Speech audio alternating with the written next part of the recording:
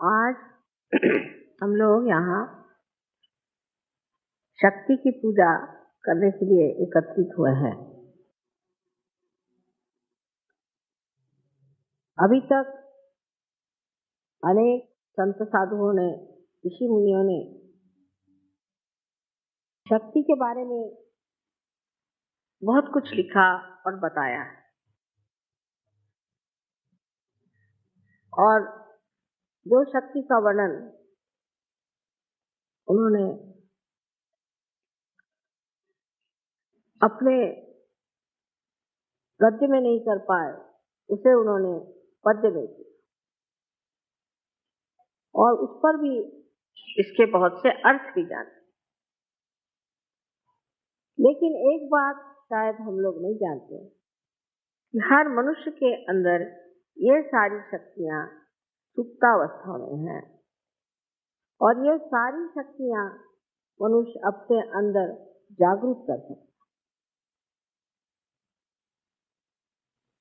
ये सुप्तावस्था की जो शक्तियां हैं उनका कोई अंत ही नहीं, न ही उनका कोई अनुमान कोई दे सकता, क्योंकि ऐसे ही 35 कोटि तो देवता आपके अंदर विराज।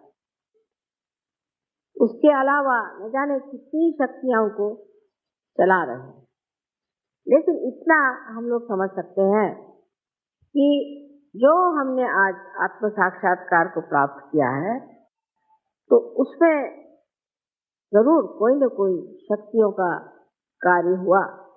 उस कार्य के बगैर आप आत्म साक्षात्कार को नहीं प्राप्त कर सकते।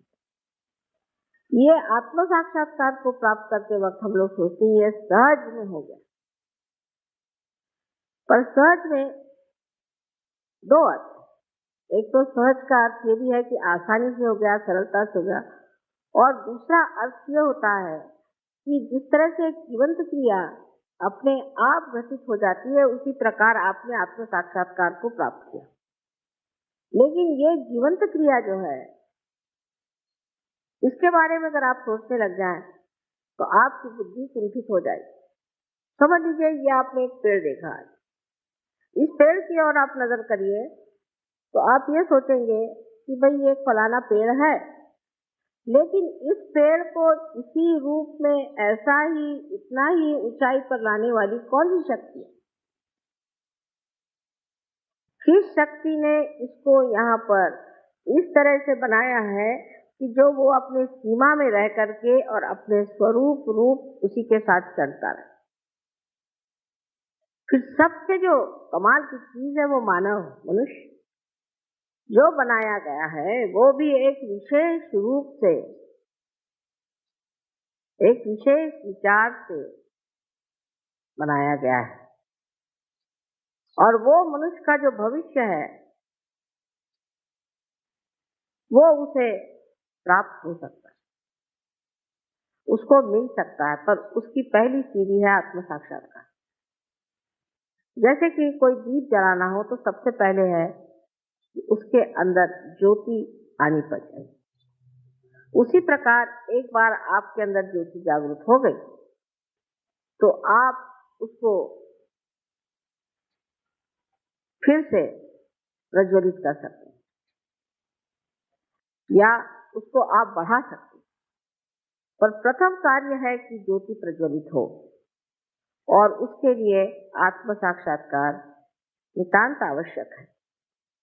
किंतु आत्म साक्षात्कार पाते ही सारी ही शक्तियां जागृत नहीं हो सकती। इसीलिए ये साधु संतों ने और ऋषि मुनियों ने व्यवस्था की है कि आप देवी की उपासना करें। लेकिन जो आदमी आत्म साक्षात्कार को प्राप्त नहीं है, उसको अधिकार नहीं है कि वो देवी की पूजा करे।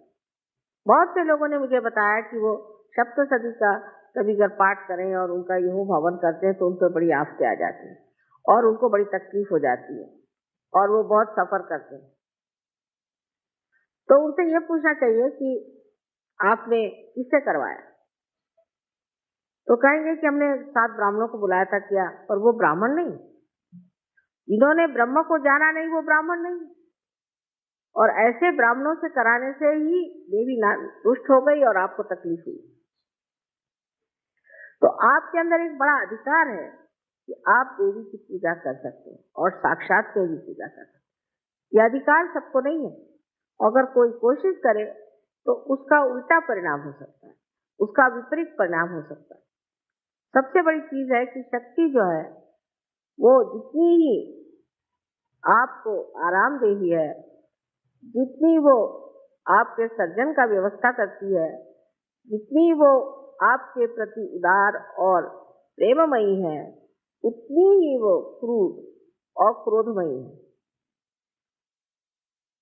कोई बीच का मामला नहीं है, या तो अति उदार है और या तो अति क्रोधित है, बीच में कोई मामला चलता नहीं। वजह यह है कि जो लोग वहां दुष्ट है, राक्षस है और जो संसार को नष्ट करने पे आमादा है, जो लोगों को भूल भुलैया में लगाए हुए हैं और कलि युग में अपने को अलग अलग बता करके कोई साधु बना है तो कोई पंडित बना हुआ है, कोई मंदिरों में बैठा है तो कोई मस्जिदों में बैठा है, कोई मुल्ला बना हुआ है, कोई पोप बना हुआ है, तो कहीं कोई पॉलिटिशियन बना हुआ है। ऐसे अनेक अनेक कपड़े परिधान करके जो अपने को छिपा रहा है, जो कि राक्षसी वृत्ति का मनुष्य है, उसका नाश होना आवश्यक है। लेकिन ये जो नाश की शक्तियां हैं, इसके तरफ आपको नहीं जाना चाहिए। आप सिर्फ इच्छा मात्र करें और ये शक्तियां अपने ही आप कार्य कर लें। तो सारे संसार में जो ये चैतन्य बह रहा है, ये उसी महामाया की शक्ति है और इस महामाया की शक्ति से ही सारे कार्य होते हैं। और ये शक्ति सब चीज सोचती है, जानती है, सबको पूरी तरह से व्यवस्थित रूप से लाती है, जिसे कहते हैं ऑर्गेनाइज कर लेती है। और सबसे बड़ी चीज है कि ये आप पर प्रेम करती है और इसका प्रेम निर्वाज्य। इस प्रेम में कोई भी मांग नहीं, सिर्फ देने की इच्छा है, आपको पनपाने की इच्छा है, आपको बढ़ाने की इच्छा है, आपकी भलाई की इच्छा है। लेकिन इसी के साथ साथ जो चीजें कांटे बन करके आपके मार्ग में रुकावट डालेंगे, आपके धर्म में खलल डालेंगे या किसी भी तरह से आपको तंग करेंगे, ऐसे लोगों का नाश करना अत्यावश्यक है।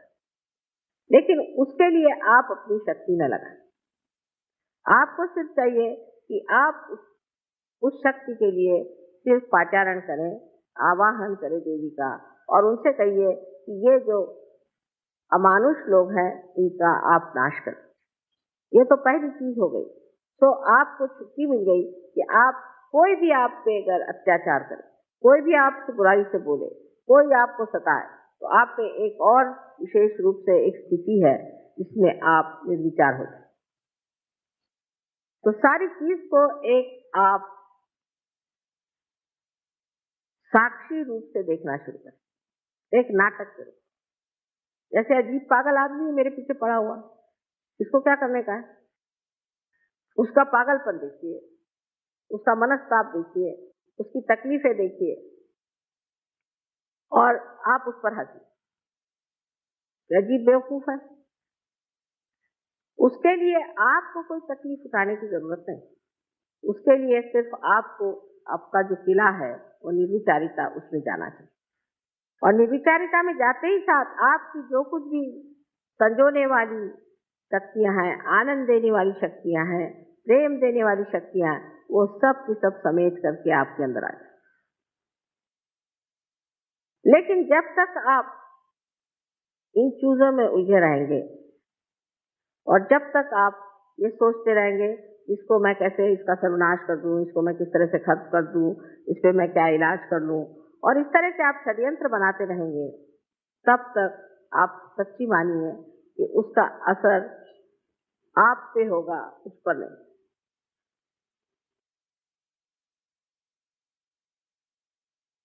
रामदास स्वामी ने कहा है कि अल्पधारिष्ट पाए, माने आपका थोड़ा सा जो धीरज है उसको परमात्मा देखता है।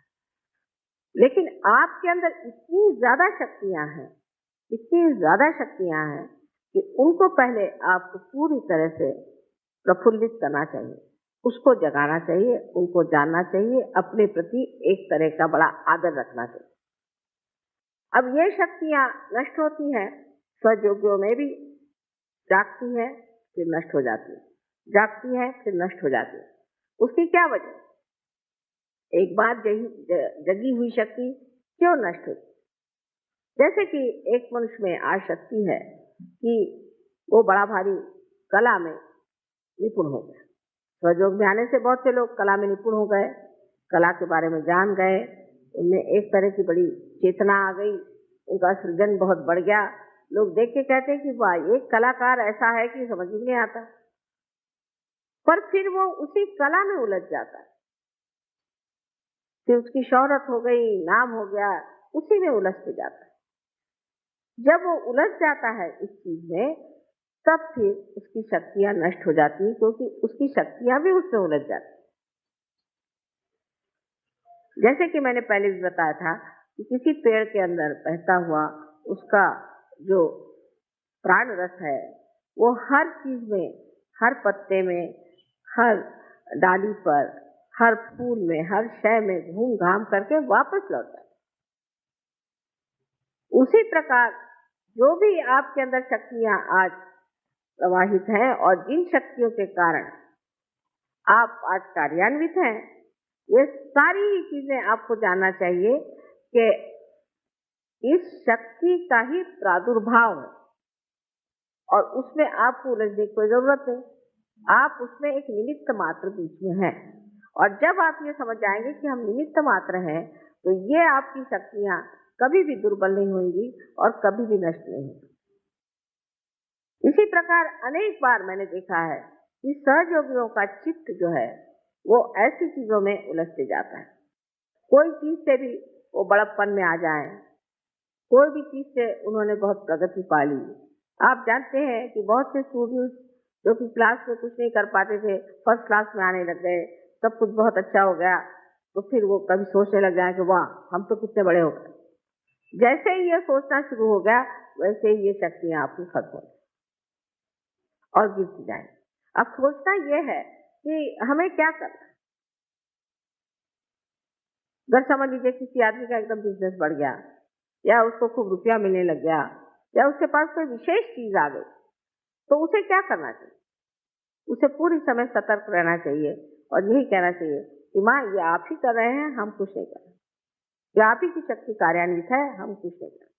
बहुत जरूरी कि आप सतर्क रहें, क्योंकि उसके बाद जब आपकी शक्तियां खत्म हो जाएंगी तो आप खुद ही कहेंगे कि माँ, सब चीज डूब गई, सब खत्म हो गया। ये कैसे? जो शक्ति कार्य कर रही है उसको कार्यान्वित होने। जैसा एक पेड़ है, समझ लीजिए, उस पेड़ के पत्ते कैसे गिरते हैं, आपने सोचा है? उसमें बीच में एक बुच के जैसे, जिसे कॉर्क कहते हैं, बीच में आ जाता है। पत्ते और पेड़ के बीच में एक कॉर्क आ जाता है, उसके पास कुछ शक्ति आती नहीं तो वो गिर जाता है पत्ता। इसी प्रकार मनुष्य का भी होता है कि आज उसकी शक्ति एक महान शक्ति से जुटी हुई और वहां से वो उसे प्राप्त कर रहा है, लेकिन जैसे ही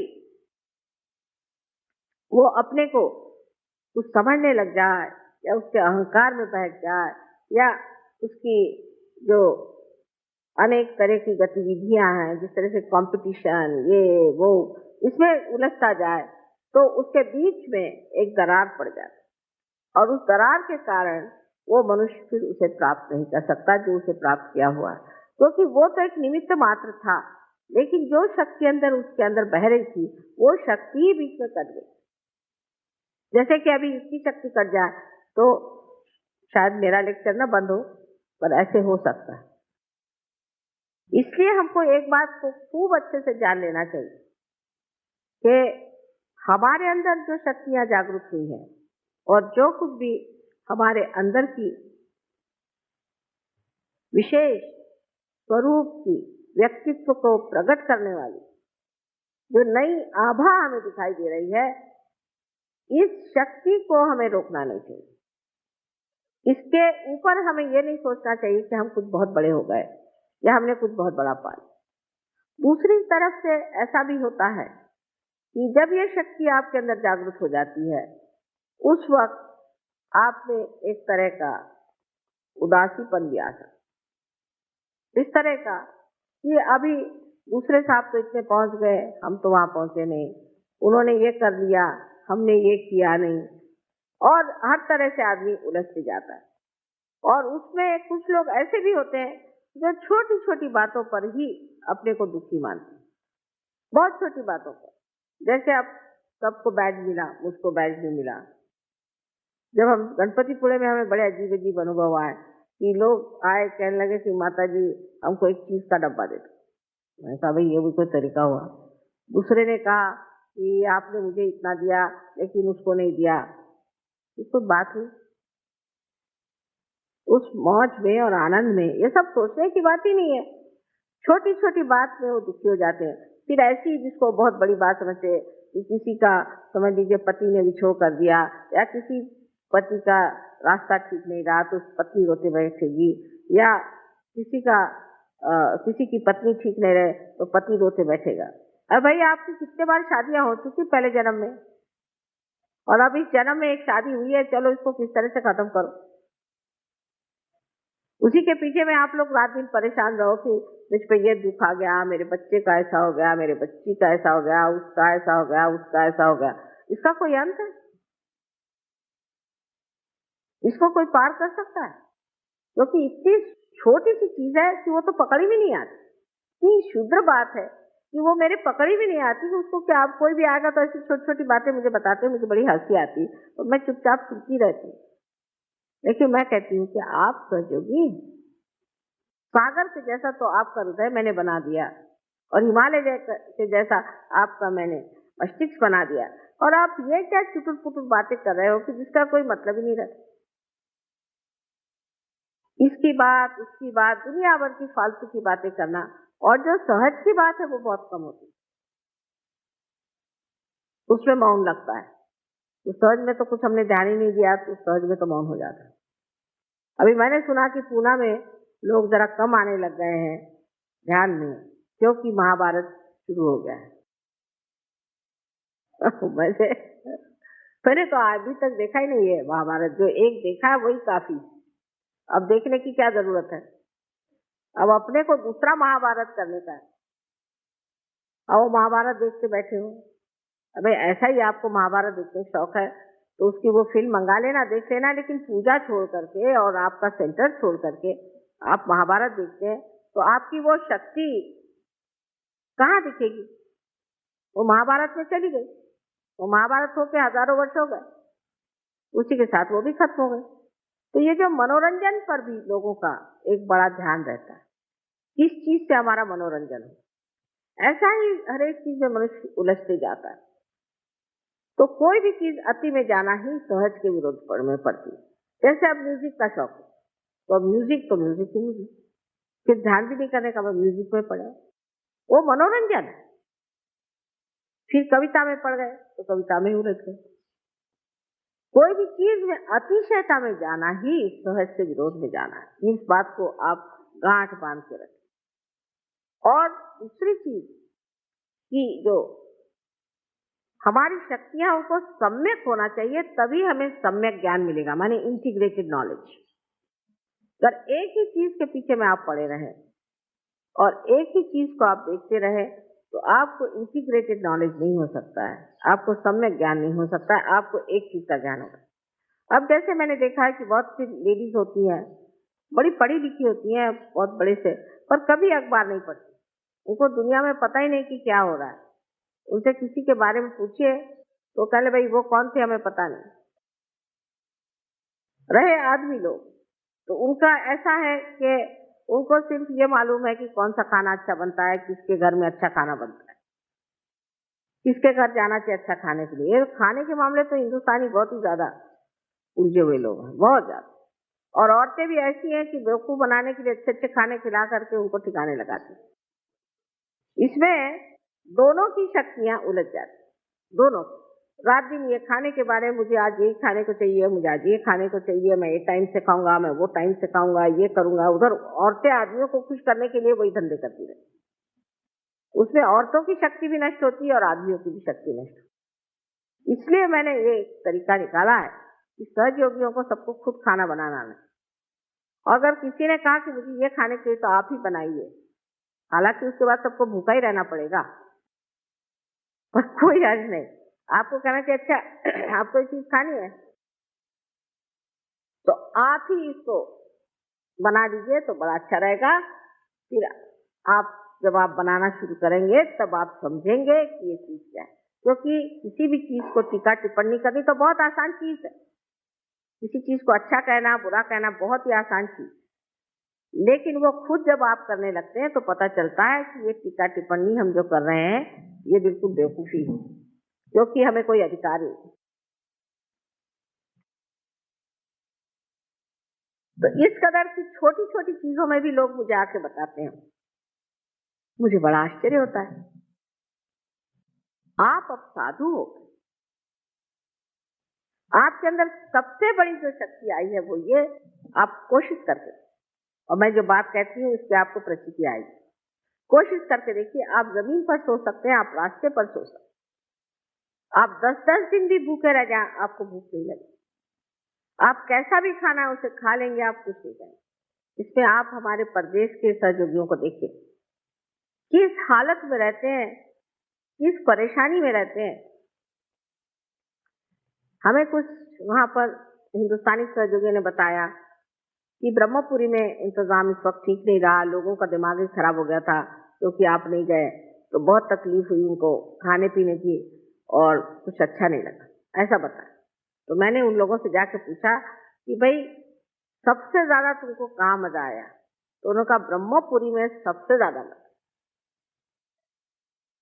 तो मेरी कुछ समझ में नहीं आया कि इतनी शिकायतें हुई, क्योंकि ब्रह्मपुरी में क्या बात, कहने वहां कृष्णा बैठी है, उसके किनारे में बैठो तो लगता है कि माँ जैसी आपकी धारा बह रही। वो सब यही बातें करते रहे, यहाँ ये लोग खाने ही पीने की सोचते रहे।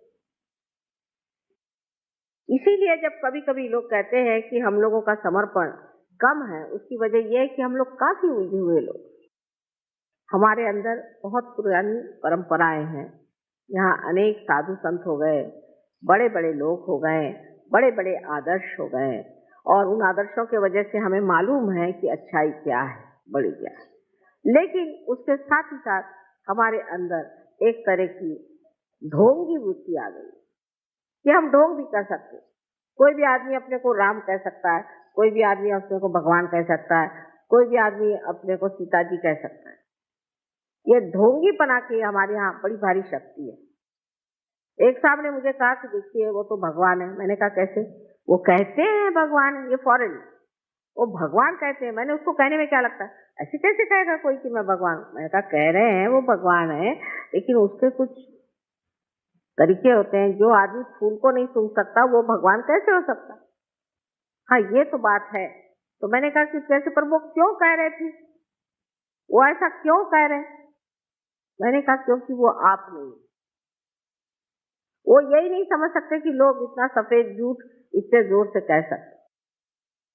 या किसी के लिए कहते हैं पर वो उसको रुपया ही चाहिए ना, ठीक है वो रुपया लेता है, लेकिन हमको तो वो आध्यात्मिक देगा, तो क्या हर्ज है, हमें तो आध्यात्म लेना है, लेने दो रुपया, रुपये में क्या रखा है, रुपया दे दो उसको, रुपये में क्या रखा हुआ है? आध्यात्म को पाने की बात है, आध्यात्म वो हमें दे रहा है तो हम उसे रुपया दे रहे हैं, रुपये में तो कोई खास चीज होती नहीं।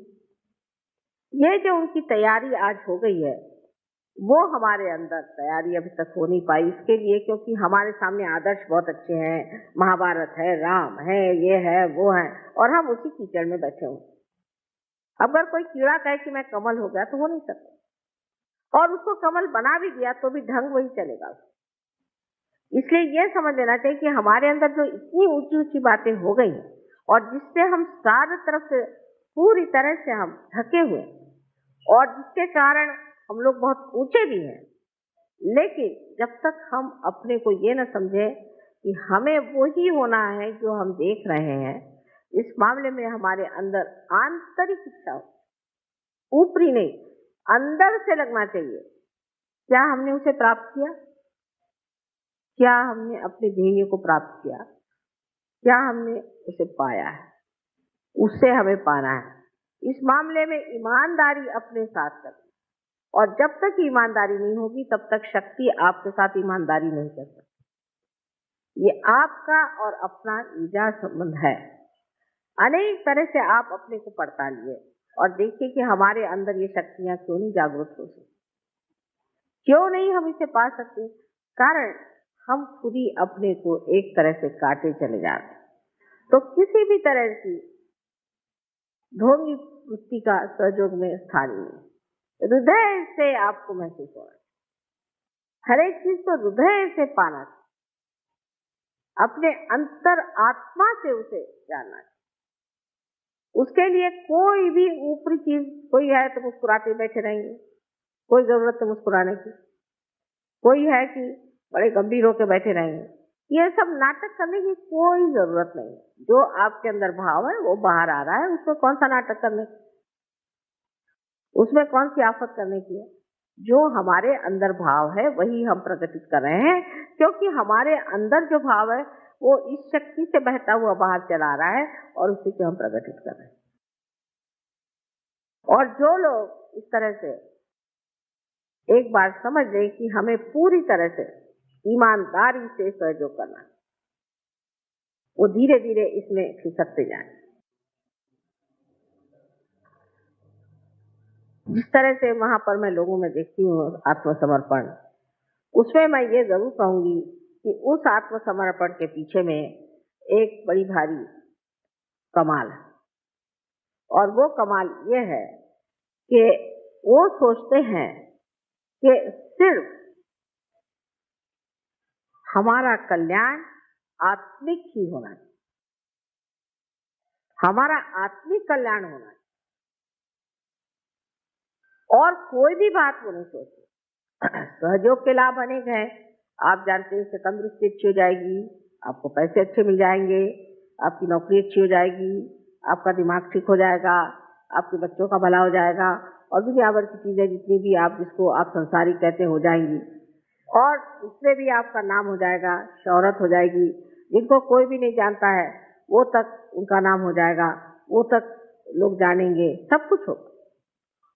लेकिन हमें क्या चाहिए? हमें तो अपनी आत्मिक उन्नति के सिवाय और कुछ नहीं। हम सिर्फ आत्मिक उन्नति पाते। जब वो आत्मिक उन्नति मनुष्य में हो जाती है तब मनुष्य सोचता ही नहीं है सब, उसके लिए सब कप पदार्थ है। सारी लक्ष्मी उसके पैर धोए, उसके लिए वो कप पदार्थ है।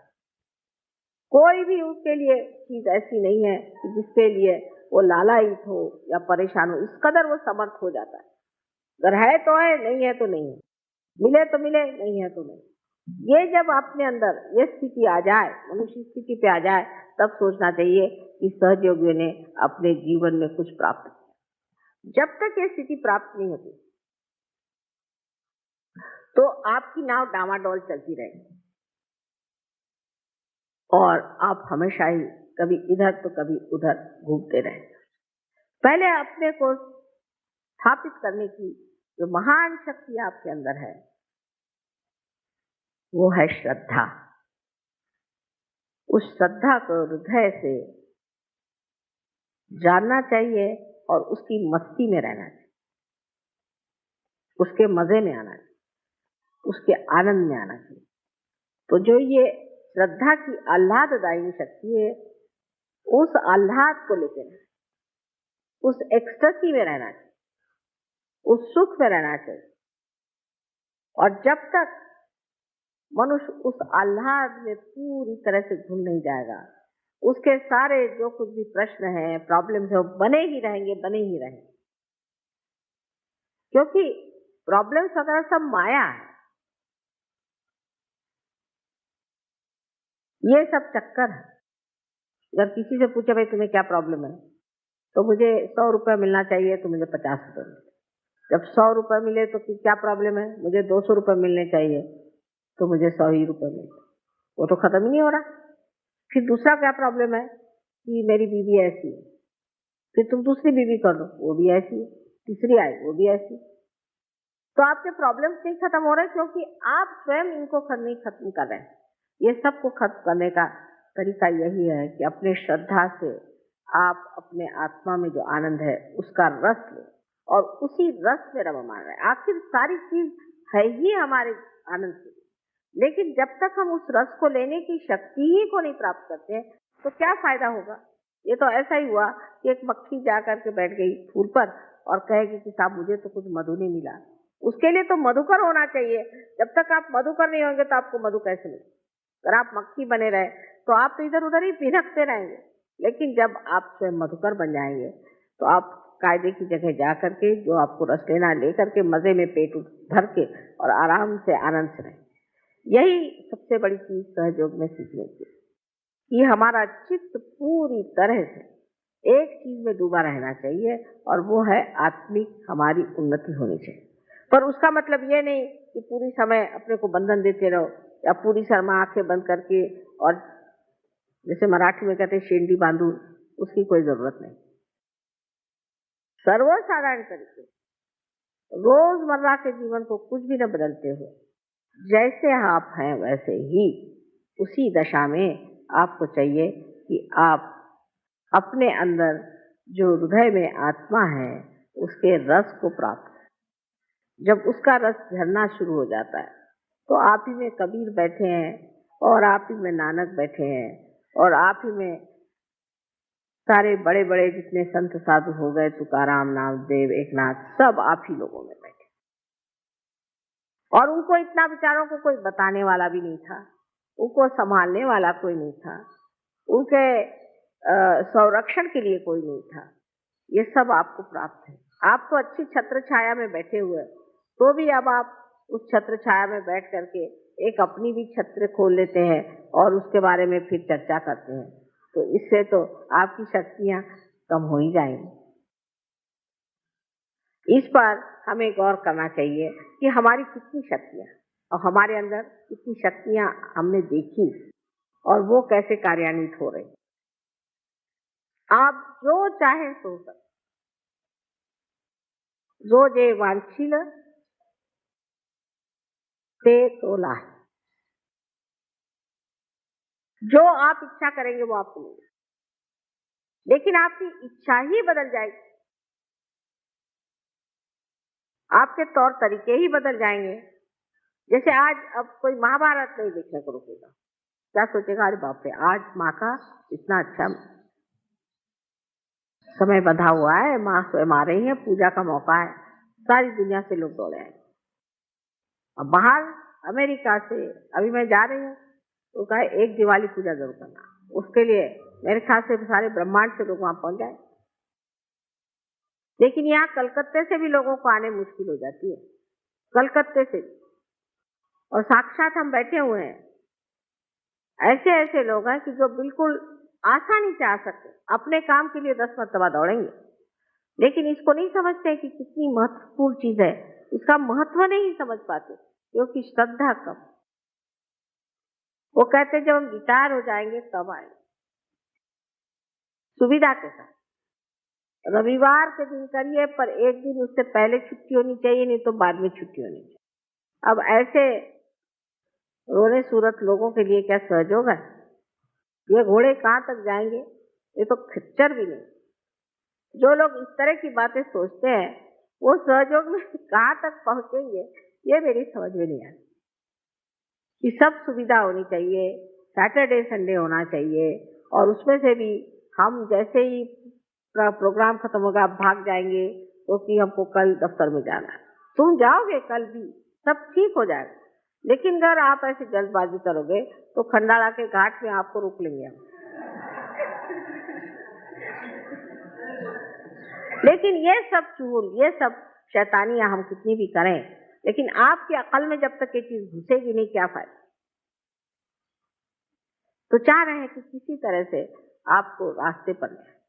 अब रास्ते पे लाने पर अगर बार बार आप लोग फिसल पड़े तो कितनी हमें मेहनत करनी पड़ेगी, और आप में जो शक्तियां जागरूक हो सकती हैं, जो अपने आप पनप सकती हैं, बढ़ सकती हैं, वो सारी शक्तियां कहां से कहां नष्ट हो जाए। तो अपने को पहले आपको संवारना है, अपने शक्तियों के गौरव में उतरना है, और ये जानना है कि हमारे अंदर कितनी शक्ति है और हम कितनी शक्तियों को प्राप्त कर सकते हैं। हम कितने ऊंचे उठ सकते हैं, हम क्या क्या लाभ दूसरों को दे सकते हैं। इतना भंडारा हमारे अंदर पड़ा हुआ है, सारा कुछ खुल गया, चाबी मिल गई। अब खुल जाने पर सिर्फ उसमें से निकाल के लोगों को बांटना और उसका मजा उठाना। आज ये जो शक्ति की पूजा हो रही है, असल में मैं चाहती हूँ कि आप जानिए कि आपकी ही शक्ति की जागृति होनी चाहिए, जिससे आप एक बड़े ईमानदार और एक सच्चे तरीके से श्रद्धामय हो जाए। साधु संतों को कुछ कहना नहीं पड़ता था, वो मार खाएंगे, पीछे जाएंगे, उनको जहर देंगे, चाहे कुछ करिए, उनकी लगन नहीं छूटती। अब आप लोगों को तो कनेक्शन लगा दिया, लेकिन वो इतना ढीला कनेक्शन है कि बार बार लगाना पड़ता है। फिर से किसी बात से छूट जाता है, फिर से किसी बात से लगाना पड़ता है। तो अब सोचना ये है आपको कि हमारे अंदर की सारी ही शक्तियां हमें जागरूक करनी है, तो फिर कोई कमी नहीं रह जाएगी, कोई आपके सामने प्रश्न ही नहीं रह जाएंगे। इन शक्तियों का जागरूक करना बहुत आसान है। एक ही बात है, आपकी लगन होनी चाहिए। जिसको लगन हो जाएगी, जो पूरी तरह से लगन से सहयोग में उतरेगा और जिसका हमेशा जी सहयोग पे ही खींचा रहेगा, उधर ही ध्यान रहेगा, उसका सब तो क्षेम हो ही जाएगा। पर पहले योग घटित होना चाहिए, और आधा अधूरा योग किसी काम का नहीं। न इधर के रहे न उधर के रहे, ऐसी हालत हो जाएगी। एक छोटे से बी में हजारों वृक्ष निर्माण करने की शक्ति है, तो आप तो ऐसे हजारों वृक्षों के मालिक मनुष्य हैं, और उनमें से हजारों लोगों को आप भी शक्तिशाली बनाने की शक्ति आपके अंदर है। लेकिन अगर इस बीज का अंकुर निकलने के बाद अगर आप रास्ते पे फेंक दीजिए और इसकी परवाह न करें, और इसका अगर पेड़ नहीं हुआ, तो इसकी शक्ति कुंठित हो जाएगी। तो अपने लिए पूरी तरह से आप इसका अंदाज करें कि हम क्या हैं और हम क्या कर रहे हैं और कहाँ तक हम पहुंच सकते हैं। इससे आपस के झगड़े, छोटी छोटी क्षुद्र बातें, ऐसी चीजें जो कि रास्ते पर के लोग भी न करें, असभ्यता, ये तो अपने आप से ही ढह जाए, वो तो बचने ही नहीं वाले।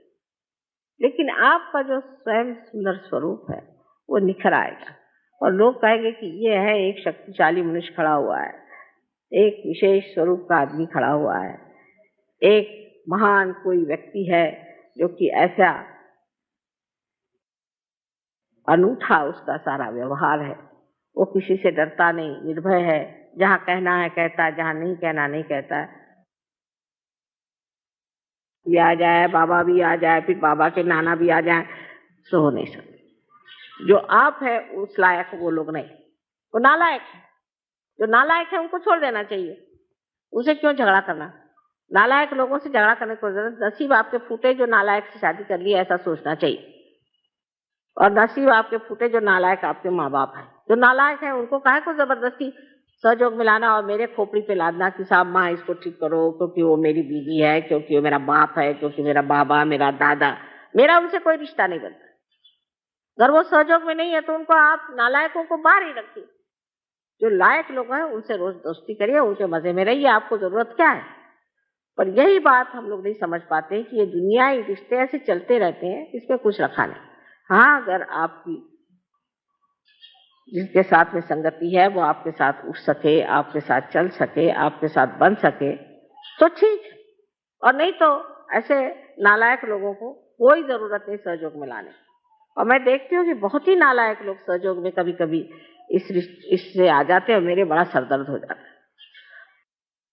आपकी लियाकत थी इसलिए आप आए और आप सहयोग को प्राप्त हुए, आपको आशीर्वाद मिला, आपने बहुत कुछ पा लिया और आगे आप पा सकते हैं। और जो भिखारी हैं उनको देने में क्या अर्थ है, और भिखारी भी है और उसके झोली में छेद भी है, उनको और देने से और क्या फायदा। मतलब करेला नीम चढ़ा। ऐसे लोगों से रिश्ता रखने की आपको कोई जरूरत नहीं है, उनसे कोई बात करने की जरूरत नहीं, मतलब रखने की जरूरत नहीं, उनको बकने दीजिए। अगर उनका दिमाग ठीक हुआ तो वो आएंगे, और सहयोग में उतरे। और नहीं हुए तो आप अपना दिमाग क्यों खराब कर, उससे कोई फायदा नहीं है। ऐसे लोगों के पत्थर के जैसे सर होते हैं, उससे कोई फायदा नहीं होता, वो देख ही नहीं सकते। तो आज से हम लोगों को सोचना है कि हम एक व्यक्ति हैं स्वयं, और जिसे हमने प्राप्त किया है अपने अपने पूर्व जन्म के कर्मों से, क्योंकि हमने बहुत पुण्य किए थे, और इसलिए हम आज स्थान पे बैठे हुए हैं, और इससे भी ऊंचे स्थान पे हम बैठ सकते हैं और जा सकते हैं। तो अपने पीछे में बड़े बड़े इस तरह के पत्थर लगा करके आप समुद्र में मत कूदिए। आपको अगर तैरना आता है तो मुक्त होकर के तैरिए, उसका आनंद उठाइए और अपनी सारी शक्तियों से आप प्लावित होइए। आज मेरा अनंत आशीर्वाद है कि आपके अंदर की सुप्त सारी ही शक्तियां जागृत हो, और धीरे धीरे आप इसको महसूस करें, और उसके जो अंदर से प्रवाह की विशेष धाराएं बहें, उसके अंदर आप आनंद लूटें। यही मेरा आपको सबको अनंत आशीर्वाद।